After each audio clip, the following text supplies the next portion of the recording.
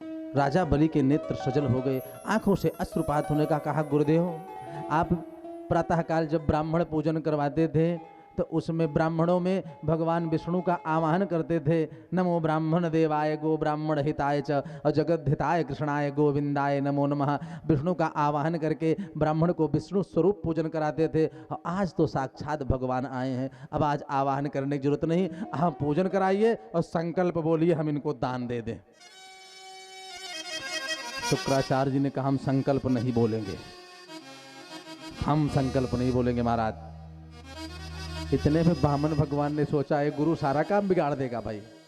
कहा, सुनो राजन, क्या आपको लगता है कि हम अनपढ़ पंडित हैं? अरे हम पढ़ा लिखा पंडित हैं महाराज, आप कुछ अक्षत जल लें, मैं संकल्प स्वयं बोल देता हूं। कहा, मैं स्वयं संकल्प बोलूंगा। तो महाराज बलि ने जल कुछ अक्षत लिया हाथ में, कहा महाराज बोलिए।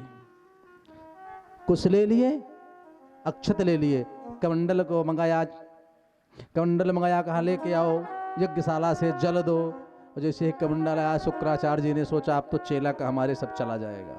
सूक्ष्म रूप धारण कर लिए और सूक्ष्म रूप धारण करके कमंडल की उसी टोटी में जाकर के बैठ गए, एकदम सूक्ष्म रूप धारण करके। और उसी टोटी से देख रहे हैं कि अब हमारे चेला का सब चला जाएगा, हम जल नहीं गिरने देंगे, अब बिना जल के संकल्प पूर्ण नहीं होगा, तो हो सकता है बचा रह जाए।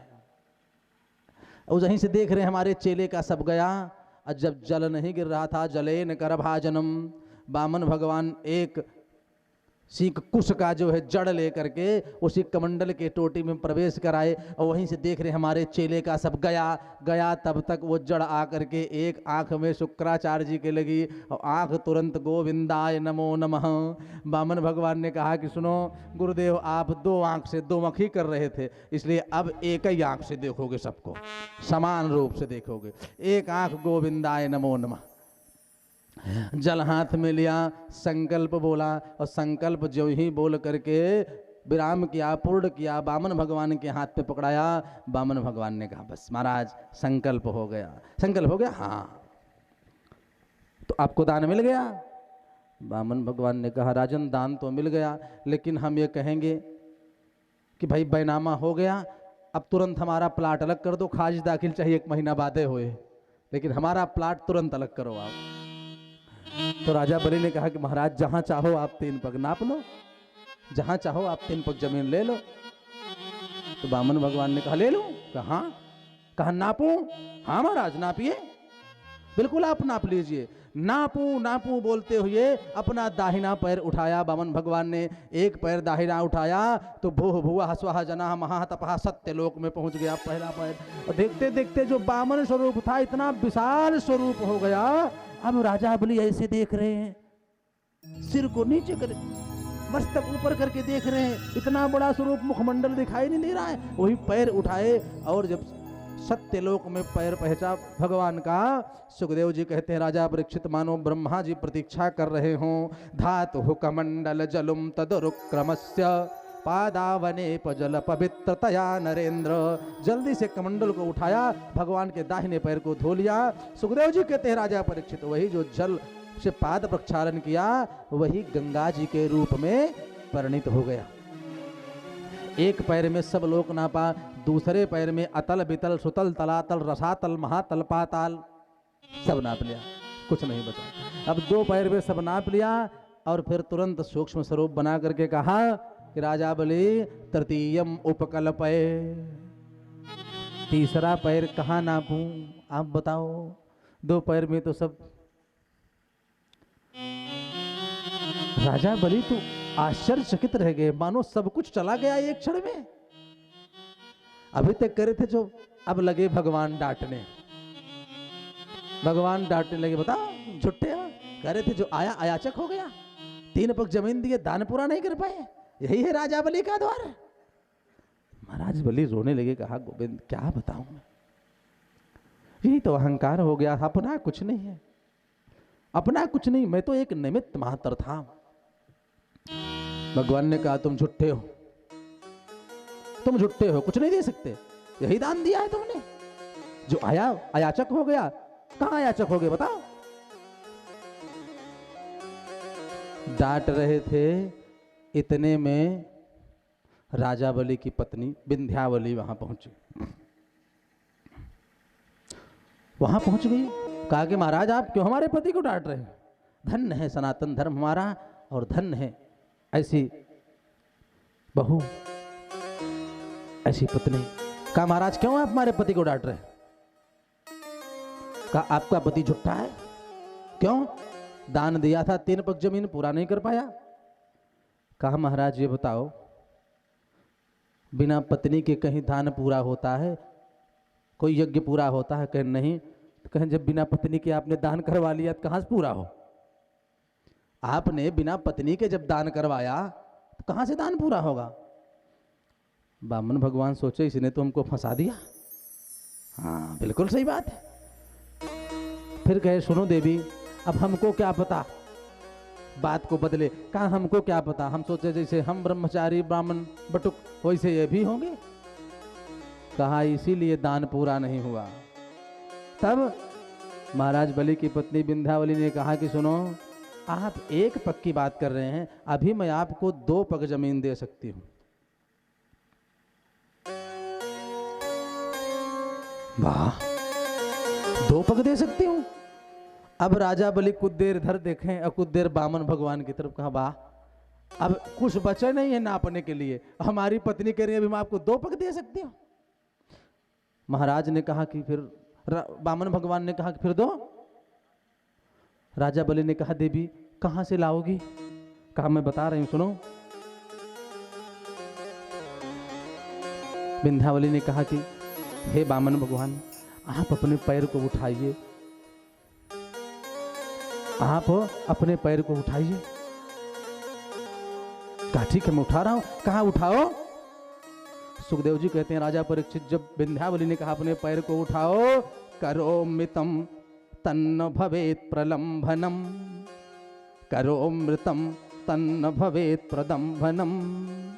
बलि की ओर इशारा किया। अरे पागल, परब्रह्म परमात्मा त्रिभुवन स्वामी दान लेने के लिए द्वार पर आए हैं और आप कह रहे हो कि अभी हम दे नहीं सकते।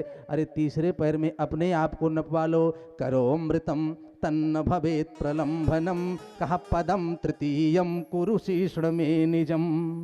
राजा बलि की ओर इशारा करके कहा सर को झुकाओ, और कहा कि हे भगवान आप तीसरा पैर हमारे पति के सिर पर रख दीजिए। पदम तृतीयम कुरु श्रीष्ण में निजम। हमारे पति के सिर पर रखिए। भगवान ने तीसरा पैर बलि के सिर पर रख करके नाप लिया। और जब यह दृश्य देखा, देवलोक में महाराज प्रहलाद ने प्रसन्न हो गए। कहा नेमम बिरिंचो लभते प्रसादम, न सिर न सरबाह के मुता परेते। धन्य है हमारा कुल और हमारे कुल की बहु धन्य है जिन्होंने भगवान के सामने अपने आप को नपवा करके हमारे कुल का झंडा और ऊंचा फहरा दिया। तीसरे पैर में भगवान ने राजा बलि को नाप लिया। विंध्यावली ने कहा महाराज दान पूरा हो गया? कहा हाँ, अब हमारा 3 पग पूरा हो गया। कहा अब आप झूठे हो। कहा क्यों? कहा कि ये बताइए भगवान, कहीं बिना शांता के दान पूरा होता है? अरे दान देने के बाद शांता दी जाती है न्यून अतिरिक्त दोष निवृत्त के लिए, बिना शांता के कहीं दान पूरा होता है? भगवान ने कहा वाह, ये तो पढ़ी लिखी बहू है भाई, इसने तो हमारी भी बोलती बंद कर दी। कहा बात तो तुम्हारी सही है। कहा कि गोविंद अगर बिना शांता के दान नहीं पूरा होता तो शांता में है गोविंद हमारे सर को नाप लीजिए, आप अपना पैर हमारे सर पर रख लीजिए। सुखदेव जी कहते हैं राजा परीक्षित बलि और उनकी पत्नी विंध्यावली साष्टांग प्रणाम करते हैं भगवान के चरणों में। भगवान गदगद हो जाते हैं, आशीर्वाद देने लगे, खूब आशीर्वाद दिया। कहा हे राजा बलि, मैं आपके दान से प्रसन्न हूं। आपने तो संपूर्ण राज्य सहित अपने को भी हमारे चरणों में समर्पित कर दिया। अब मांगो क्या चाहते हो, वरदान मांगो क्या चाहते हो। जब कहा वरदान मांगो क्या चाहते हो तो महाराज बलि की मां खड़ी थी बगल में, तो कहा मांगो क्या चाहते हो, तो क्रोध में आ गई। कहा कि सुनो, मांगा हमारे पुत्र जैसे राजा से जाता है, तुम जैसे मंगता से कहीं मांगा जाता है। अभी हमारे पुत्र के सामने गिड़गिड़ा रहे थे कि 3 पग जमीन दान दे दो, और कह रहे हो मांगो, क्या मांगो। और यही नहीं तुम आज के मांगता हो? अरे तुम्हारे मैं कई जन्म का हाल जानती हूँ। महाराज राजा बलि की माँ कह रहे हैं, आज का नहीं तुम्हारे कई जन्म का मैं हाल जानती हूँ। अब बताने लगी, सुनो। मांगी मांगी माखन उड़ायो गोप गोपिन के, मांगी मांगी चावल सुदामा के चबायो है। मांगी मांगी माखन उड़ायो गोप गोपिन के, मांगी मांगी चावल सुदामा के चबायो है। मांगी मांगी सीत द्रौपदी के बटुली के, मांगी मांगी साग विदुरानी घर खायो है। ये तो पहले की बात है, अब की बताऊं। मांगी मांगी लीन ही हम ही से 3 पग जमीन, नाप लीन तीनों लोग ताहू पे ना यघायो है। तो मांगा तो दानी से जाता है, आप तो पहले के मंगता हो। तो ऐसे मंगता से को मांगी बो की बचनेस, जो मांगी मांगी जूठी बेर से बरी के खायो है। जो मांगी मांगी जूठी बेर से बरी घर खायो है। अरे तुम तो बहुत पहले के मंगता हो। भगवान खूब हंसे, कहा आप बिल्कुल सत्य कह रही हो, इसमें कोई झूठ नहीं, कोई झूठ बात नहीं, बिल्कुल सत्य बात बोल रही हो, कहीं कोई झूठ नहीं है। मैं लेकिन प्रसन्न हूँ। भक्त हो तो भगवान कहते हैं भक्त हमारा कुछ भी बोले मैं खूब प्रसन्न हो जाता हूँ। तो हे राजा बलि, तुम्हारी मांगने की कोई इच्छा नहीं, लेकिन मेरी देने की इच्छा है। मैंने सोच लिया है तुम्हें कहाँ निवास करना है। कहा जाओ सुतल लोक चले जाओ अपने परिवार के साथ, वहाँ पर मैंने 52 दरवाजे का महल निर्माण करवा दिया, वहाँ जाओ, वहीं पर निवास करो सुखपूर्वक। महाराज बलि ने कहा कि प्रभु मैं वहाँ नहीं जाऊँगा। कहा नहीं नहीं हमारी इच्छा है राजा बलि तुम वहाँ जाओ। कहीं एक शर्त है, यदि आप उसको माने तो हम जाएंगे। भगवान ने कहा बताओ। बिल्कुल मानूंगा, क्यों नहीं मानूंगा। कहा कि हम जिस दरवाजे से निकले वहां पर आपका दर्शन हो हमको। राजा बलि ने कहा कि हे प्रभु, हम जिस महल के जिस दरवाजे से निकल जाएं उस दरवाजे पर आपका दर्शन हमको होता रहे। यदि शर्त आप स्वीकार करें तब तो हम सुतल लोक जाने के लिए तैयार हैं, और नहीं स्वीकार है तो हम नहीं जाएंगे। भगवान ने कहा कहो हम अब चौकीदारी करें। राजा बलि ने कहा आपकी इच्छा प्रभु, लेकिन हमारा विचार है। भगवान ने कहा ठीक है, यदि आप कह रहे हो हम वहां आपको दर्शन दें तो ठीक है मैं जाता हूं। सुखदेव जी कहते हैं राजा परीक्षित, महाराज बलि अपने परिवार के साथ सुतल लोक आ गए। अब भगवान बने चौकीदार। जिस दरवाजे से राजा बलि निकले, जिस दरवाजे से राजा बलि निकल जाएं उसी दरवाजे पर भगवान डंडा लिए खड़े रहे, चौकीदार का रूप धारण किए। यह है भक्त की अधीनता। भगवान ने यह कार्य भी संभाल लिया अपने भक्त के लिए। जब हर दरवाजे पर भगवान पहरेदारी करने लगे, सुखदेव जी कहते हैं राजन देवर्षि नारद पहुंच गए। कहाँ? नारद तो भगवान के मन है, पहुंच गए मैया लक्ष्मी के पास। कहा कि नारायण काफी दिन से नहीं दिख रहे, क्या बात है, कहाँ चले गए?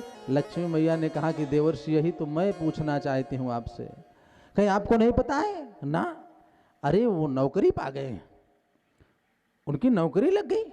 हाँ नौकरी पा गए। हाँ कौन सी नौकरी पाए, किस राज्य में, किस डिपार्टमेंट में? अरे कहा चौकीदारी में लिया है। लक्ष्मी ने सोचा कि त्रिभुवन पति को चौकीदारी करने की क्या जरूरत है। कहा मैं सत्य बात बता रहा हूँ, राजा बलि के यहाँ चौकीदार बने हुए। तब कहा कि सुनो मैं एक उपाय बताता हूँ मैया आपको, चलो राजा बलि को कोई बहन नहीं है, उनकी तुम बहन बन जाना और उनके हाथ में रक्षा सूत्र बांधना और नेगी में उसी चौकीदार को मांग लेना। माता लक्ष्मी को देवर्षि नारद लेकर के आए राजा बलि के पास, और श्रावण शुक्ल पक्ष पूर्णिमा तिथि को मां लक्ष्मी ने रक्षा सूत्र बांधा। ये न बुद्धो बलि राजा दानवेन्द्र तेन त्वाम प्रतिपथनामि रक्षे मांचल मांचल। रक्षा सूत्र बांधा। राजा बलि ने कहा बहन मैं बहुत प्रसन्न हूँ, बताओ क्या दे दूं तुमको? लक्ष्मी मैया ने कहा भैया वैसे तो भगवान की कृपा से, आपके आशीर्वाद से सब कुछ है, नौकर चाकर अब नहीं है कुछ, तो एक आध नौकर मिल जाते तो बड़े। अरे कहाँ एक नहीं 4-6 नौकर ले जाओ, नौकरों की क्या चिंता है। जिस नौकर पर तुम्हारी अंगुली उठ जाएगी वही मैं तुमको दे दूंगा। अब उन्हें भगवान की तरफ देख करके लक्ष्मी मैया ने कहा यही चाहिए हमको। राजा बलि ने कहा कि बहन एक बात बताऊं, ये नौकर बड़ा काम चोर है, इसको मत ले जाओ तुम, इसके बदले में 10 ठू ले लो, 10 नौकर ले लो, लेकिन इसको मत ले जाओ। लक्ष्मी ने कहा भैया नहीं, यही नौकर हमको चाहिए। तो राजा बलि ने कहा कि बहन सच बात बताओ, इस नौकर से कोई पुराना रिश्ता है का? जब कहा इस नौकर से कोई पुराना रिश्ता है, सुखदेव जी कहते राजन उसी स्थान पर नारायण प्रकट हो गए। बोलो लक्ष्मी नारायण भगवान की जय हो। जब भगवान प्रकट हो गए, राजा बलि ने प्रणाम किया और प्रणाम करते हुए महाराज बलि रोने लगे। कहा प्रभु आज आप हमको छोड़ करके जा रहे हो, हमारे साथ इतने दिन हमको छोड़ करके जा रहे हो। राजा बलि को रोते देख भगवान के भी नेत्र जल हो गए। कहा राजा बलि अरे चिंता क्यों करते हो, जब तक तो कोई रिश्ता नहीं था तब तक तो मैं तुम्हारे यहाँ चौकीदारी किया, अब तो हम रिश्तेदार बन गया है, अब कहाँ तो का छोड़ के जा महाराज, अब मैं तुमको छोड़ के, अब ये रिश्ता उश्ता तो लौकिक संबंध है, पारलौकिक संबंध है कि हमारा सिर्फ प्रेम का संबंध है, भक्त और भगवान का, उससे बड़ा कोई रिश्ता नहीं हो सकता। इसलिए हे राजा बलि मैं हमेशा तुम्हारे साथ रहूंगा। बोलो लक्ष्मी नारायण भगवान की जय हो, भगवान की जय हो। मेरा गोविंद गोविंद गोपाला, घन श्याम नंद के लाला। मेरा गोविंद गोविंद गोपाला, श्याम नंद के लाला।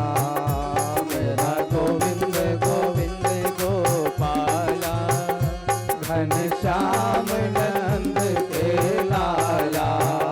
मेरा गोविंद गोविंद गोपाला, घन श्याम नंद के लाला। घन श्याम नंद के लाला।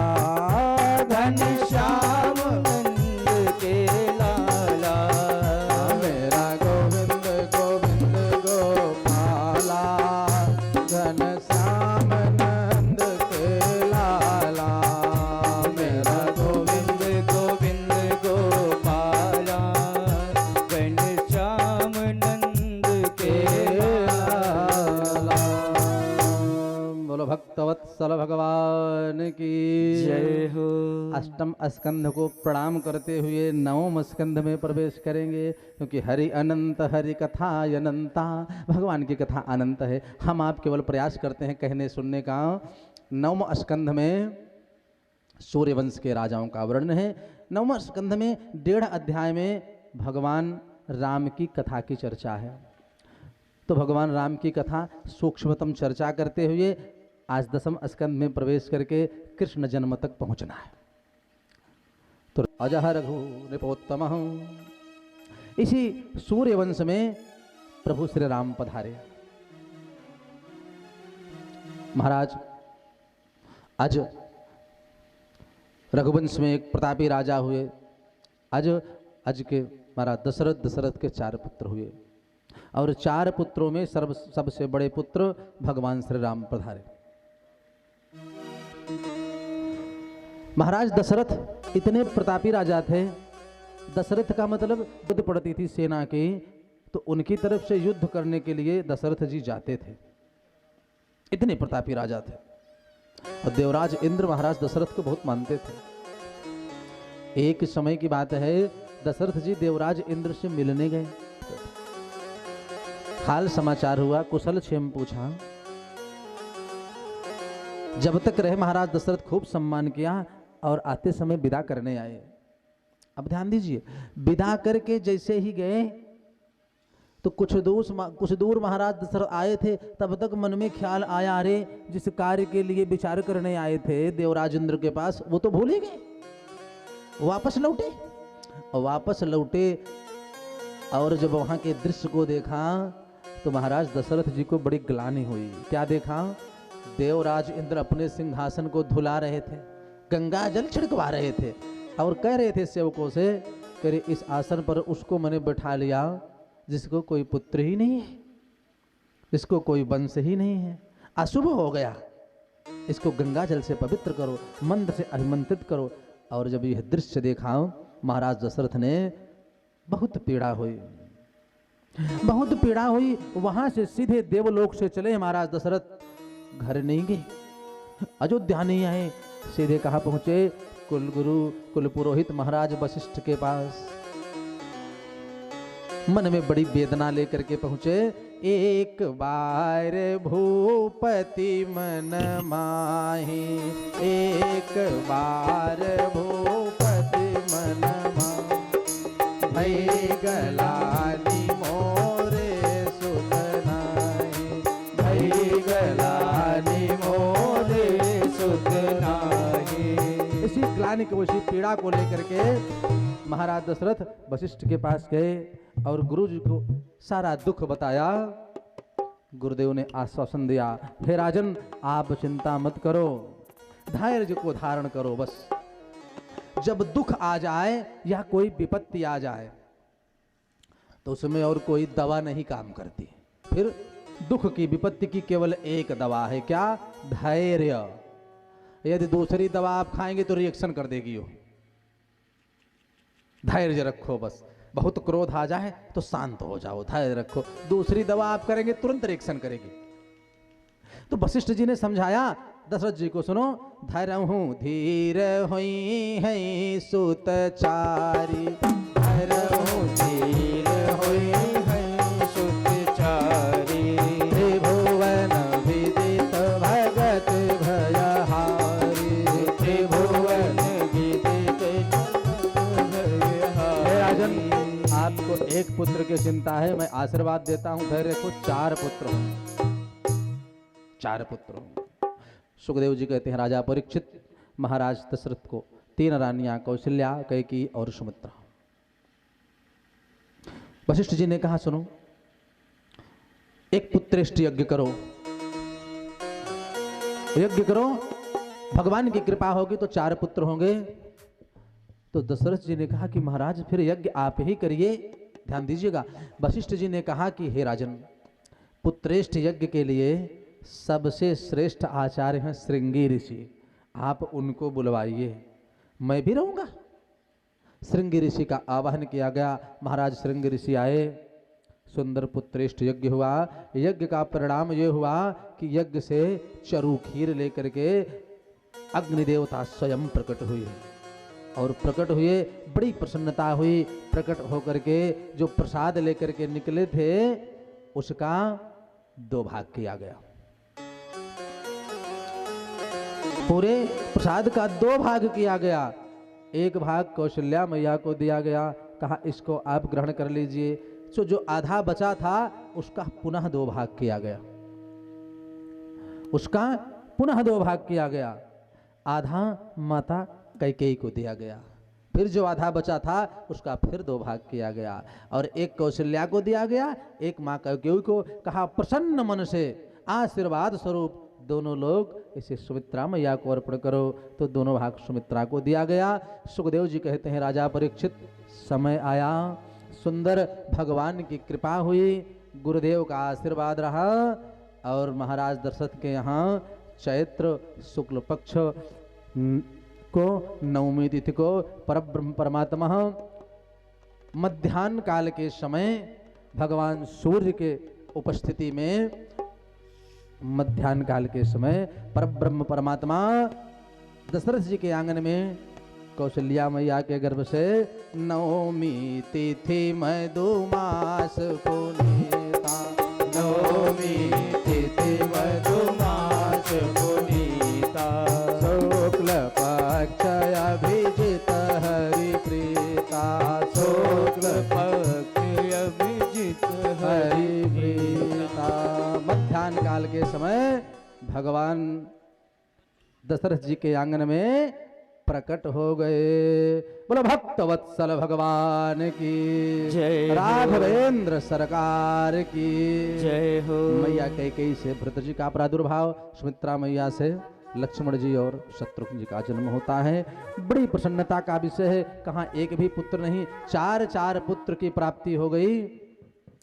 और जब 4 पुत्र की प्राप्ति हुई, सुखदेव जी कहते हैं राजन बहुत दान दिया महाराज दशरथ ने, सोने चांदी हीरे जवाहरात खूब दान, महल के चारों दरवाजों पर दान देने के लिए सेवक नियुक्त कर दिए गए। और जो भी आए खूब दान ले। तो जब लोग जाएं, स्वर्ण एक द्वार पर स्वर्ण बट रहा था, वहां जब पहुंचे सोने का चांदी बट रही थी, वहां पर चांदी का जब दान लिया, रजत दान, किसी ने बताया अरे यहाँ तो आप चांदी लेकर के परेशान हो। अरे छोड़ो, वहां स्वर्ण बट रहा है। अच्छा, तो चांदी को वहीं पर छोड़ दिया, चलो सोना लेते हैं।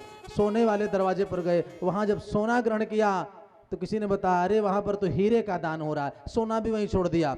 और जब हीरे वाले दरवाजे पर पहुंचे, वहां हीरे जवाहरात लिए, लिया तो किसी ने बताया अरे दूसरे द्वार पर मणियां बट रही हैं, बहुत से कीमती कीमती रत्न बट रहे हैं, उसको वो छोड़ करके उस रत्नों को लिया। किसी ने कहा अरे सब बेकार है, चलो जो पुत्र जन्म हुआ है, लाला का जो जन्म हुआ है दशरथ जी के यहाँ, उसके मुखमंडल का दर्शन करो। और जब सब दान लेकर के मुखमंडल का दर्शन किए तो जो कुछ लिया था सब वहीं पर छोड़ दिए। इतनी अलौकिक शोभा थी भगवान की, सब देखते रह गए। सुखदेव जी कहते हैं राजा परीक्षित समय व्यतीत हुआ, चारों तरफ मंगल। जहां एक पुत्र के लिए महाराज दशरथ तरस रहे थे, 4 पुत्र उत्पन्न हो गए, घर में ही बड़े होने लगे। थोड़ा और बड़े हुए भगवान, गुरुकुल जाने लगे, गुरु जी के आश्रम में शिक्षा दीक्षा के लिए। बड़े ही प्रसन्नता का विषय, जब भगवान कुछ बड़े हो गए, अपने भैया के साथ नामकरण संस्कार हुआ। राम जी, भरत जी, लक्ष्मण और शत्रुघ्न जी, खूब आनंद का विषय है। अब समय कब बीतता जा रहा है कुछ पता नहीं। देखते ही देखते भगवान महाराज दशरथ के यहाँ बड़े हो गए। और जब बड़े हुए तो विश्वामित्र जी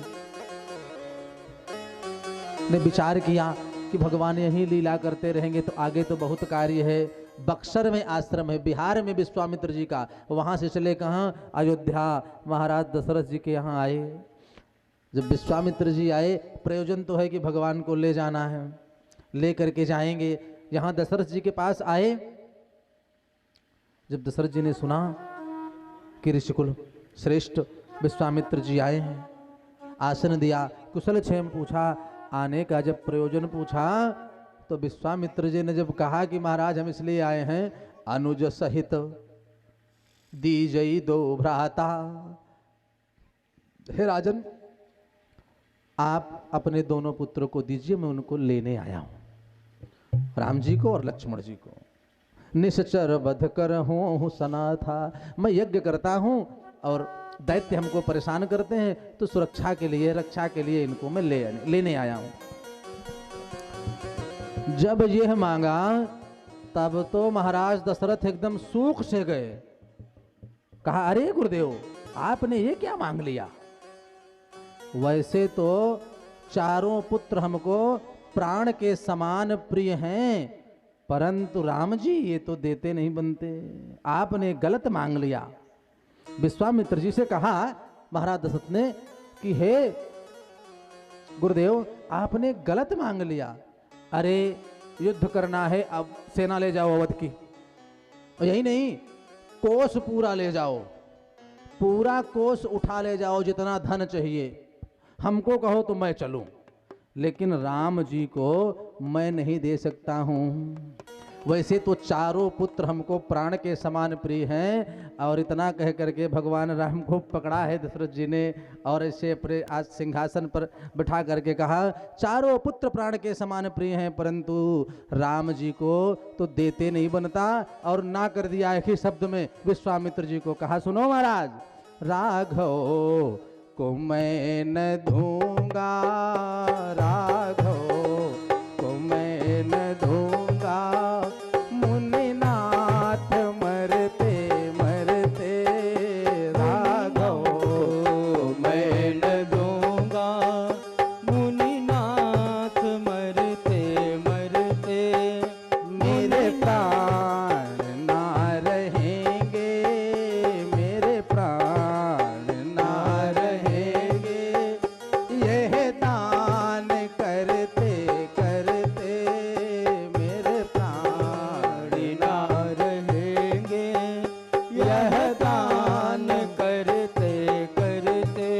कहा कि देखिए महाराज जी, मैं राम जी को नहीं दे सकता, और चाहे जो ले लो आप, सब संभव हो सकता है, लेकिन मैं राम जी को आपके साथ भेज नहीं सकता।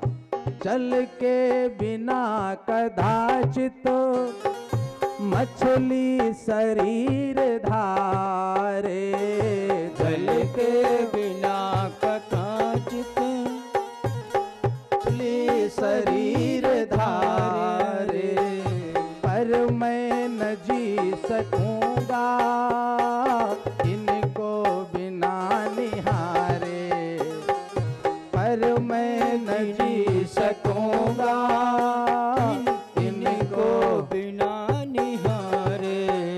कौशिक सिहर रहे हैं, कौशिक सिहर रहे हैं, यह दान करते करते राघव मैं न दूंगा, मुनिनाथ मरते मरते मेरे प्राण ना रहेंगे, मेरे प्राण ना रहेंगे, यह दान करते करते मेरे प्राण। साफ मना कर दिया, कहा विश्वामित्र, गुरुदेव भगवान मैं राम जी को नहीं दे सकता। विश्वामित्र जी ने सोचा क्या बताऊं, मैंने मांगा ही गलत तरीके से। अब बड़ाई करना शुरू कर दिए, अरे महाराज क्या बात करते हैं, आपके परिवार में इतने बड़े बड़दानी महाराज हरिश्चंद्र, बताओ राजा अरंतिदेव, प्रतापी राजा, अरे यही नहीं महाराज, दिलीप, अज, रघु, नहुसो, इतने बड़े बड़े सूर्यवंश का प्रभाव, सब तो यज्ञशाला में रहते थे महाराज। और आपकी क्या बात करें महाराज, आप भी तो बहुत बड़े दानी हैं। खूब ताना विश्वामित्र जी ने। सही बताओ, किसी को दान लेना है तो उसकी बड़ाई करना ही पड़ेगा, नहीं तो 1 रुपया नहीं देगा, क्या करोगे आप? कहते महाराज तुलना, एक महाराज हरिश्चंद्र, एक दूसरे आप, बीच में और कोई नहीं। सुखदेव जी कहते हैं राजा परीक्षित, विश्वामित्र ने खूब समझाया और राजा दशरथ जी को खूब तान दिया चढ़ा करके। अब कहा महाराज सुनो, आप अपने दोनों पुत्रों को साथ में हमको दे देंगे तो आपका भी लाभ है, संतों का भाव है। मानो संकेत में कहा कि आप 2 देंगे, हम इनको 4 करके दे देंगे, आपको तुरंत विवाह करवाएंगे। और पिता को विवाह की बहुत इच्छा होती है अपने बेटे की, बहुत इच्छा प्रबल होती है। खूब समझाने के बाद राम जी को और लक्ष्मण जी को विश्वामित्र जी अपने साथ लेकर के अपने आश्रम पर पहुँचे। और जो ही आश्रम के समीप पहुँचते हैं, गोस्वामी तुलसीदास जी लिखते हैं, चले जात मुनि दीन दिखाई, सुनताड़ का क्रोध कर धाई। देखा इन दोनों बालकों को, सुकुमार कोमल कोमल स्वरूप को देखा। ताड़का दौरी वध करने के लिए लक्ष्मण जी ने धनुष उठाया, राम जी ने कहा रुको, अरे भैया इसका वध मत करो। क्यों? कि अरे अबला है, अबला है, इसको मत मारो। लक्ष्मण जी ने कहा भैया आप नहीं समझ रहे, अबला नहीं है, अरे ये तो बला है, इसका वध करने ही ठीक है। एक ही बाण प्राण हर लीन्हा, एक ही बाण में ताड़का का उद्धार किया। यज्ञ प्रारंभ हुआ, अनेक लीलाएं की, अनेक मंत्रों की शिक्षा दिया विश्वामित्र जी ने, खूब विद्याएं सिखाई। सुखदेव जी कहते राजा परीक्षित समय हुआ और महाराज जनक जी मिथिला के राजा, उन्होंने स्वयंवर रचा अपनी बेटी के विवाह का। और सब राजाओं को निमंत्रण मिला, सारे ऋषियों को निमंत्रण मिला, आओ धनुष यज्ञ में सम्मिलित होकर के जो धनुष को तोड़ेगा उसी के साथ हमारी पुत्री जनकनंदिनी वैदेही का विवाह होगा। तो जनक जी को धनुष भगवान शंकर का था, प्रसाद में मिला था आशीर्वाद स्वरूप, और जहां रखा था वहां से हटाया नहीं गया था, वही धनुष की पूजा होती थी। धनुष की पूजा होती थी तो किसी कारणवश सुनैना मैया ने कहा कि बेटी, माता सीता से, बेटी सुनो, आज तुम जाकर के धनुष की पूजा कर दो। जब सीता मैया गई पूजा करने के लिए तो देखा कि धनुष की तरफ चारों तरफ खूब घास जमी है, सफाई अच्छी सी नहीं है। धनुष को उठाया, एक हाथ से दूसरे स्थान पर रख दिया, सुंदर साफ सफाई किया, फिर उसी स्थान पर धनुष को रख दिया। जब सुनैना मई महाराज, सुनैना मैया और जनक जी गए, देखा तो पूछा कि ये किसने किया? तो सीता जी ने कहा कि पिताजी हमने। तभी से जनक जी ने संकल्प कर लिया कि हमारी कन्या ने इस धनुष को जब उठा दिया तो उठा करके जो इसका खंडन कर देगा, भाजन कर देगा, उसी के साथ हमारी बेटी का विवाह होगा। एक मन में संकल्प कर दिया महाराज जनक ने। धनुष यज्ञ प्रारंभ हुआ। निमंत्रण इनको भी मिला, और जब विश्वामित्र जी को निमंत्रण मिला तो राम जी को और लक्ष्मण जी को विश्वामित्र अपने साथ लेकर के निकल पड़े जनकपुर की ओर। जनकपुर की ओर निकल पड़े। सुखदेव जी कहते राजा परीक्षित रास्ते से जा रहे थे, एक आश्रम पड़ा और आश्रम में देखा तो चारों तरफ जैसे उजड़े हुए वृक्ष दिख रहे हों। सब आश्रम गिरा पड़ा दिख रहा था, पक्षियों की चहचहाट नहीं थी। और एक पत्थर रास्ते में पड़ा हुआ था। पत्थर को देखकर अब भगवान से तो कुछ छुपा नहीं है, परंतु लीला करने के लिए अवतार लिए हैं, तो लीला करते हुए लक्ष्मण जी की ओर इशारा किया और लक्ष्मण जी ने गुरु विश्वामित्र से प्रश्न किया और राम जी ने भी आग्रह किया, जानने की इच्छा प्रकट की।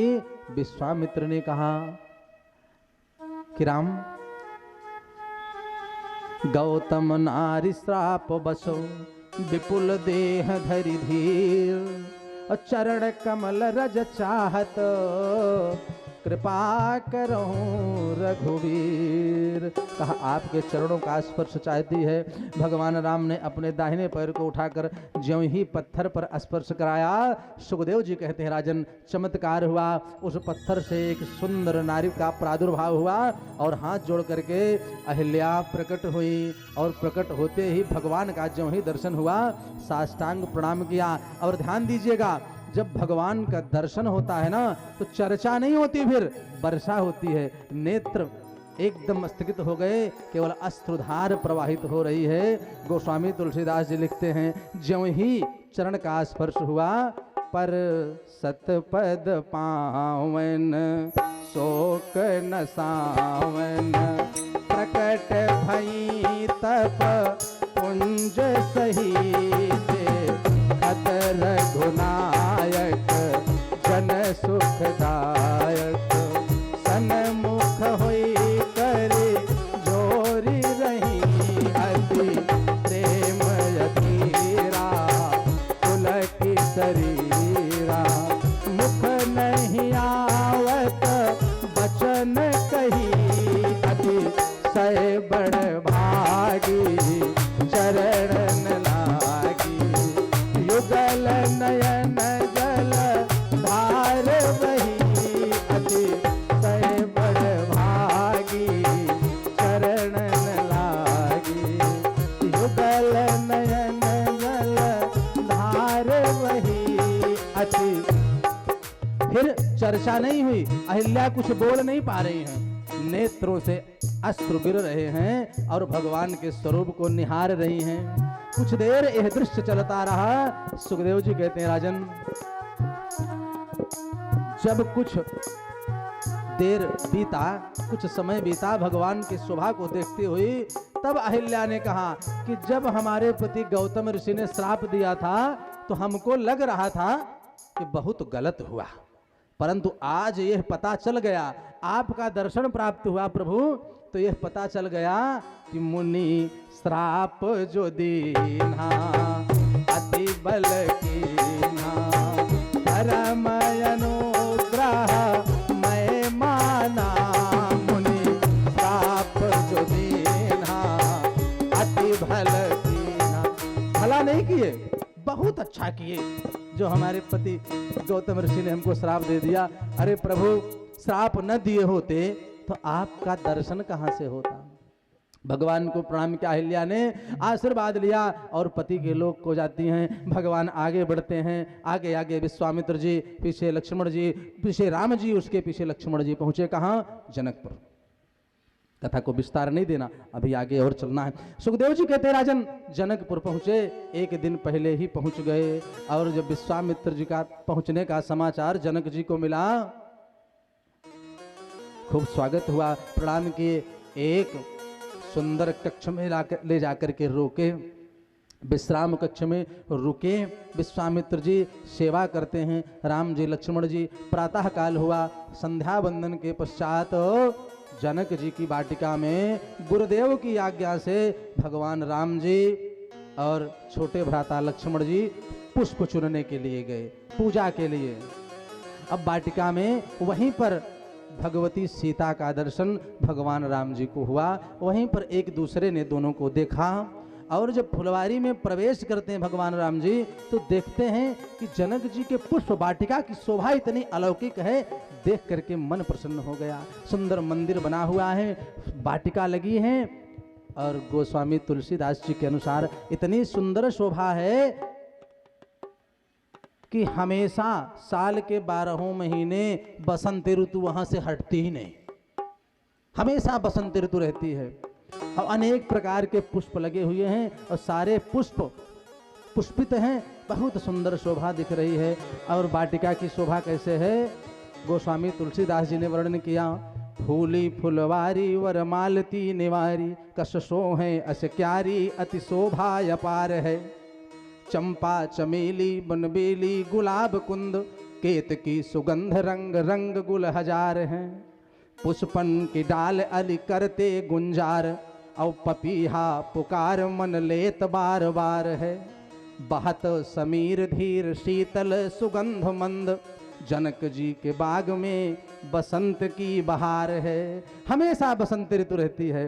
पुष्प को लिया, माता सीता जी का और राम जी का दर्शन हुआ, एक दूसरे को देखे, मानो नेत्र से ही सबका प्रणाम सत्कार हो गया।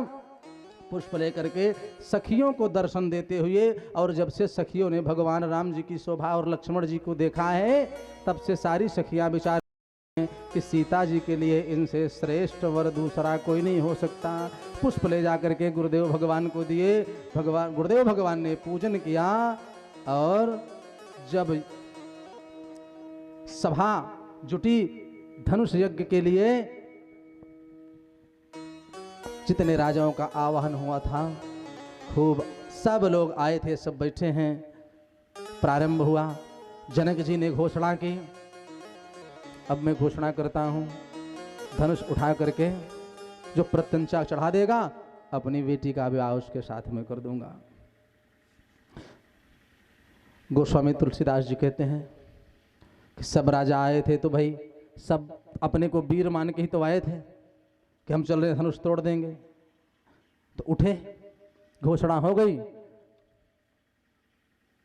तो जो हमारी तरह बहुत जल्दी वाले राजा थे, वो पहले उठ गए।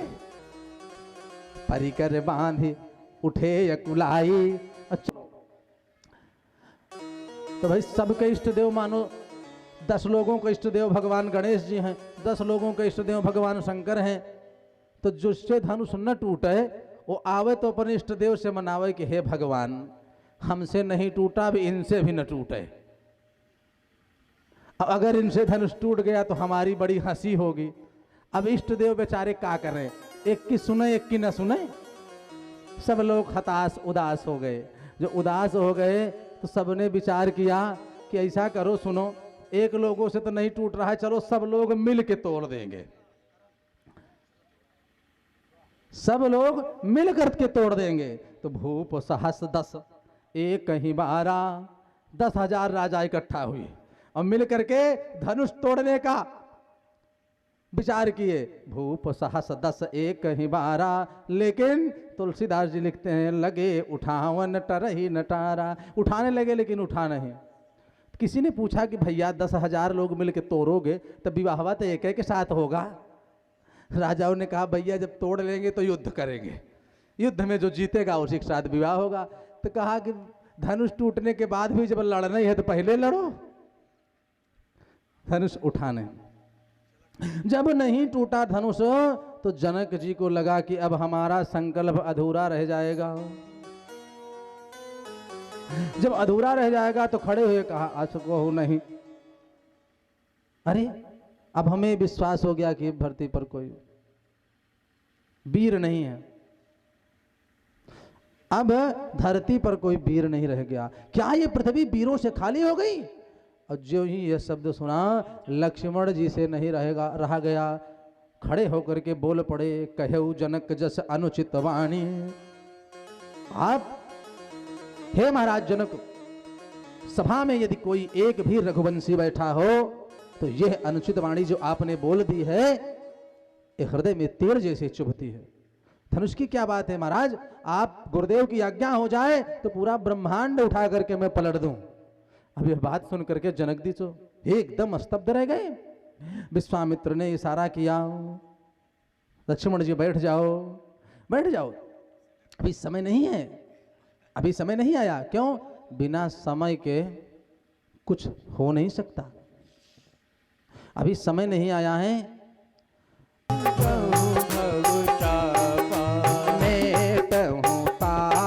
जनक परितापा भगवान को इशारा किया। विश्वामित्र जी ने भगवान उठे, गुरुदेव के चरणों में प्रणाम किया, सभी राजाओं की ओर देख करके सर झुका के प्रणाम किया, धीरे धीरे कदमों से चले और चलते जा रहे हैं। सुनैना मैया ने देखा, धनुष से प्रार्थना कर लगी, हे धनुष भगवान, और शंकर जी से, हे भूत भावन शंकर भगवान, ऐसी कृपा कर दो कि सारा भार इसका खींच लो, छूते ही धनुष टूट जाए उनसे। सब लोग अपने इष्ट देव को मनाने लगे, धनुष टूट जाए छूते ही। भगवान पहुँचे हैं, परिक्रमा किए, बाएं हाथ से उठा करके प्रत्यंचा चढ़ाई, और जो ही प्रत्यंचा चढ़ाई धनुष दो खंड हो गया। बोले भक्त वत्सल भगवान की जय हो। जब धनुष दो खंड हो गया, बड़ी प्रसन्नता हुई,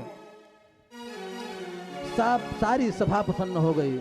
और जिन राजाओं से नहीं टूटा था तो बेचारे प्रसन्न नहीं, नाराज हो गए, कहा हमारी तो हंसी हो गई। माता सीता जी खड़ी हुई, गुरुदेव को प्रणाम करके जयमाला लेकर के आई। जब माला लेकर के पहुंची तो भगवान राम बड़े, माता जी थोड़ी सी छोटी, अब खड़े हो गए, झुके ना। सखियों ने राम जी को कहने की हिम्मत नहीं सखियों की। लक्ष्मण जी की ओर देखा, लक्ष्मण जी ने कहा कि देखो हमसे बड़े हैं, चाहे 1 मिनट के बड़े, चाहे 1 घंटे के, चाहे 1 पल के, बड़ा तो बड़ा होता है। बड़े भैया को आदेश देना हमारे बस की बात नहीं है, आप गुरुदेव जी से बात करो।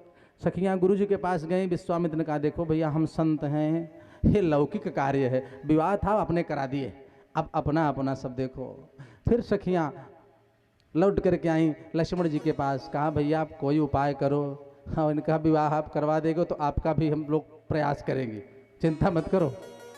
लक्ष्मण जी उठे अपने स्थान से और पहुँचे जहाँ पर भगवान राम ने धनुष का खंडन किया था, और पहुँच करके साष्टांग भगवान के चरणों में लेट गए। और जब लेट गए तो राम जी कहा, अरे लक्ष्मण क्या कर रहे हो? जो ही सर झुकाए लक्ष्मण जी को उठाने के लिए, माता जी ने वरमाला डाल दिया। और जब वरमाला डाल दिया तो वहीं पर जय रघुनंदन जनक किशोरी, जय रघुनंदन जनक किशोरी, सीताराम मनोहर जोड़ी, सीताराम मनोहर जोड़ी, अब कछु नाथ न चाहिए मोरे, अब कछु चाहिए मोरे, दीन दयाल अनुग्रह तोरे,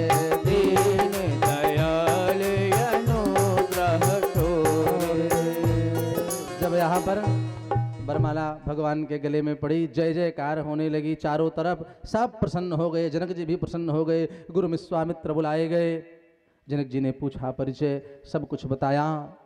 अब पत्र लिखा जनक जी ने, भरत जी को संदेशा भेजा, और भरत जी को संदेशा जब पहुंचा तो भरत जी अयोध्या से बारात लेकर के चले। अब वहां से बारात लेकर के चले, खूब बड़ी बारात निकली, सारे अवधवासी के, अब चलो जनक जी के यहाँ मिथिलापुरी बारात में चलते हैं, खूब डट करके वहीं खाएंगे। पहले तो बारात में जाने के लिए भाई होड़ लगती थी, हम भी बारात चलेंगे। अब इतनी बड़ी बारात निकली, वहां से रास्ते में जो देखे बारात, पूछ ले भैया बारात कहाँ जा रही है, कहाँ से आ रही है? अयोध्या से। जाएगी कहाँ? जनकपुर। अच्छा तो दूल्हा कहाँ है? आगे वाले पूछे दूल्हा कहाँ है, तो आगे वाले बता दे भैया दूल्हा पीछे है। अब पीछे जाए, पूछे दूल्हा कहाँ है, अब वो कहा बताओ, कहा बीच में दूल्हा है, बिना दूल्हे की बारात। अच्छा तिथि बताओ, कब विवाह है भैया, कौने तारीख को विवाह है, तो तिथि पता ही नहीं है तो क्या बताएं, हम तो बारात लेके जा रहे हैं बिना तिथि के। किसी ने पूछा, कहा भैया आप चल करके तिथि वहीं निश्चित कर लेंगे, गुरुदेव हैं वहीं पर, वहीं तिथि निश्चित किया जाएगा, अब यहाँ क्या तिथि बताऊं। गोस्वामी तुलसीदास जी कहते हैं कि बारात लेकर के अयोध्या से मिथिला पहुंचे महाराज दशरथ। जनक जी ने खूब स्वागत किया, सत्कार किया, बारात का स्वागत किया, विवाह की तैयारियां होने लगी। भोजन प्रसाद के लिए जनमासे में रोकाव बारात, भोजन के लिए सारे अवधवासी उठे भोजन करने के लिए। अनेकों प्रकार के व्यंजन जनक जी ने बनवाए थे। अब कुछ लोग कहे चलो भाई वहां डट करके खाएंगे, और एक दिन 2 दिन नहीं 6 महीने बारात रही, हाँ खूब खाएंगे डट करके, क्या दिक्कत है। और जैसे भोजन करने उठे तो पहले चावल परोसा गया, दाल परोसी गई, और उसमें घी डाला गया। तो कुछ लोग सोचे कहो जो दालें भात खाए के रहा अयोध्या में ठीक रहेंगे, क्या करे इतनी दूर आए, गोड़ तो आए और दालें भात मिलता है। नहीं, उसका कारण था, पहले भात और दाल जब दिया जाता था तो आप विचार करिए, प्रेम रूपी घी परोसा जाता था, तो दाल भात ऐसा भोजन प्रसाद है, अन्न है, मिला के खाया जाता था। तो 2 रिश्ते वहां मिलते थे, दाल भात परसत रहे तो मिलत रहे 2 गोद, और पूड़ी कचौड़ी में प्रथम तोरा तोरी होत है, तो पूड़ी कचौड़ी तोड़ के खाई जाती है, दाल भात मिला के खाया जाता है। खूब स्वागत हुआ, विवाह की तैयारी हुई। सुखदेव जी कहते हैं राजा परीक्षित जनक जी के छोटे भाई हैं महाराज कुशध्वज, उनकी 2 बेटियां हैं, तो महाराज उनकी दोनों बेटियों के साथ भरत जी और शत्रुघ्न जी का विवाह। अब राम जी का विवाह भगवती सीता से, भरत जी का विवाह भगवत मांडवी से, और लक्ष्मण जी का विवाह सुमित्रा से, और शत्रुघ्न का विवाह श्रुतकीर्ति से। एक ही मंडप में चारों भाई का विवाह हुआ। और अपने गोत्र की परंपरा बताने के लिए सूर्य भगवान साक्षात प्रकट हुए। गुरु वशिष्ठ, विश्वामित्र, अनेक ऋषि, सब लोगों ने विवाह की तिथि निश्चित की। विवाह कार्य खूब सुंदर ढंग से संपन्न हुआ। 6 महीने बारात रही भैया, एक दिन नहीं। और जो विवाह कार्य संपन्न हो गया, बोलो भक्तवत्सल भगवान की जय हो। कथा थोड़ी बड़ी है, धैर्य बना के रखिए, 10-20 मिनट ज़्यादा लग जाएगा, कोई बात नहीं, भगवान की कथा है, भगवान का जन्म है। हाँ? अब बहुत सूक्ष्म चल रहे हैं राम कथा में, परंतु कथा तो कथा है भाई, 2-4-10 मिनट लग जाएगा, कोई बात नहीं। तुलसीदास जी कहते हैं जब विवाह कार्य संपन्न हो गया मंडप में, तो लोक रीति में एक प्रथा है, जब विवाह हो जाता है तो दूल्हा दुल्हन घर में प्रवेश करते हैं। तो घर में जब दूल्हा दुल्हन प्रवेश करते हैं तो विधि रीति वहीं पर कुछ देर रुक जाती है, वहां पर लोक रीति चलती है, वहां पर लोक रीति चलती है। और धन्य है मिथिला की देवियां जिन्होंने भगवान को भी गाली दिया है, भगवान को भी, और भगवान खूब प्रसन्न होकर सुने हैं। जैसे जनमासे मंडप से विवाह के पश्चात राम जी आगे आगे, पीछे पीछे लक्ष्मण जी, भरत जी, शत्रुघ्न जी प्रवेश करते हैं, तो अंदर सब सखियां बोलने लगी, गाने लगी। अब जो गाई थी विवाह के समय गीत, वो तो सब ठीक है, सब सुंदर गीत गाई थी, लेकिन जैसे ही घर में प्रवेश करते हैं अपने भाव में सखियां कहने लगी, देखो दूल्हा इतना धीरे धीरे चल रहा है, बताइए इतना धीरे धीरे कहीं चला जाता है। अब उपमा देने लगी कि दूल्हा चल कैसे रहा है, 2 मिनट का आप लोग सुनिएगा बस। जैसे ही भगवान आगे बढ़े, पीछे पीछे लक्ष्मण जी, सखियां बोल पड़ी घर के अंदर, पग धीरे कैसे दूल्हा धरत है सखी, पग धीरे कैसे दूल्हा धरत है सखी, धीरे चले जैसे कोलू के परद है सखी, धीरे चले जैसे कोलू के परद है सखी। अब ये कहा सखियों ने, अब राम जी बेचारे देखने लगे, एक दूसरी सखी बोल पड़ी, ना ना ये ठीक नहीं है। अरे बैल की उपमा देना बिल्कुल ठीक नहीं, ये ठीक नहीं भाई ना, इसमें क्या समानता है? तो दूसरी सखी बता रही है समानता है भैया, बैल में और इनमें समानता है क्या? बर बरद के राशि दोनों एक है सखी, बर बरद के राशि दोनों एक है सखी। बैल की, बरद की और वर की राशि दोनों एक है, यही समानता है। तो दूसरी सखी ने कहा कोई बात नहीं, राशि समान होने से क्या होता है, कार्य तो अलग है। अरे भाई बैल का, कोल्हू के बैल का कार्य अलग है और वर का कार्य अलग है। कोल्हू का बैल का कार्य है, कोल्हू का बैल तो जो है पेरे बरद कोल्हू में सरसों घानी है सखी, पेरे बरद कोल्हू में सरसों घानी है सखी। दूसरी सखी ने कहा ये भी पेरते हैं क्या? ये 84 लाख योनि के परवाने हैं, ये 84 लाख योनि के परवाने हैं। हाँ ये भी पेरते हैं भैया, ये जीव को 84 लाख योनियों में पेरते हैं, इसीलिए इनकी समानता बैल से। जब ये गाया तो भगवान राम खड़े हो गए। लक्ष्मण जी ने कहा भैया तुम भी धीरे धीरे बिल्कुल चलते हो, ये बात बिल्कुल ठीक नहीं यार, ना धीरे धीरे चल। अरे तेज नहीं चल सकते? राम जी ने कहा लक्ष्मण जी चाहे धीरे चलेंगे चाहे तेज, गाड़ी तो खानी पड़ेगी। अच्छा गाड़ी खानी पड़ेगी, तब तेजे चलो वो भी देख ले, तेज चल के देखो भाई, धीरे चल रहे हो तो गाड़ी खा रहे हो, तेज चलो वो भी देख ले। तो राम जी ने कहा भाई जो आप कहो, अब आपके कहने के अनुसार। और जब थोड़ा तेज कदम बढ़ाया फिर सखिया बोल पड़ी, तेग लंबी कैसे दूल्हा धरत है सखी, जैसे बंधन से छूटे आज आगे है सखी, जैसे बंधन से छूटे आज आगे है सखी। अब दूल्हा कैसे तेज चल रहा है? जैसे बंधन से बलि का बकरा छूट के भगा हो। राम जी ने कहा देखे अब तेज चल रहे हैं तो बलि का बकरा, और धीरे चले तो कोल्हू का बैल। दूसरी सखी ने कहा ना इसमें क्या समानता है? आज बकरा के लोग सब कहत है सखी, आज तो बकरा के लोग सब कहत है सखी। तो दूसरी सखी ने उत्तर दिया सुनो ये भी अज हैं। कैसे? अरे इनके आजा अज, तब दशरथ तब ये, और यही नहीं अजन्मा को भी अज कहा जाता है। सो अज प्रेम भगति बस कौशल्या के गोद, तो अजन्मा भी अज होता है, इसलिए अज एहू अज आजा इन करे सखी, अज एहू अज आजा इन करे सखी।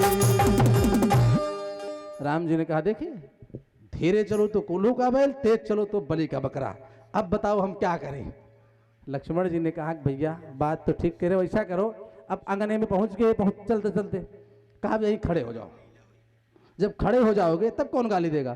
कहने गाली तो भैया मिलेगी, चाहे खड़े हो जाएंगे चाहे चलेंगे तेज चाहे धीरे। और जब खड़े हो गए तो सखियां फिर बोल पड़ी सुनो, अब लागे दुल्हा कैसे ठाढ़े है सखी, अब लागे दुल्हा कैसे ठाढ़े है सखी, जैसे स्वर्ण नीलमणि खंभदारे है सखी, जैसे स्वर्ण नीलमणि खंभदारे है।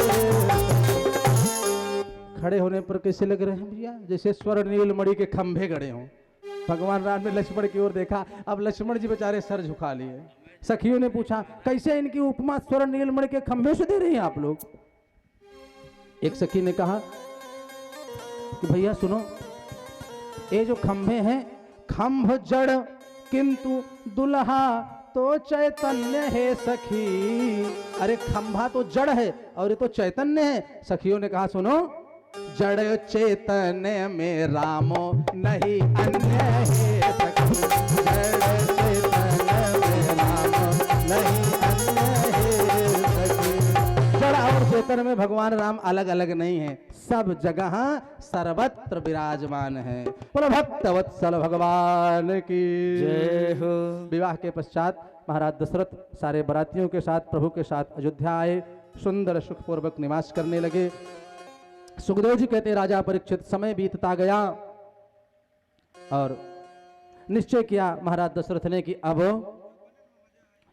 हमारा समय पूर्ण हुआ, चतुर्थपन लग गया है, राम का राज्याभिषेक करके हम राज्य कार्य को राम के हवाले कर देंगे, यही संभालेंगे। और घोषणा कर दी राज्य में, और जो ही घोषणा की तो कैकेयी के पास जो वरदान सुरक्षित थे, दासी मंथरा ने कैकेयी को बहका करके दशरथ जी से 2 वरदान मांगे। कोप भवन में गई और काम के वशीभूत होकर के जब दशरथ समझाने गए, पूछने गए कैकेयी से, कहा देवी आपको क्या चाहिए, क्यों परेशान हो? अब देखिए अवस्था इतनी हो गई है, फिर भी मन फंसा है कामना में, और जा करके क्या बोलते हैं चतुर्थपन में, कहीं हे तु रानी रिसानी परसत, हे रानी किस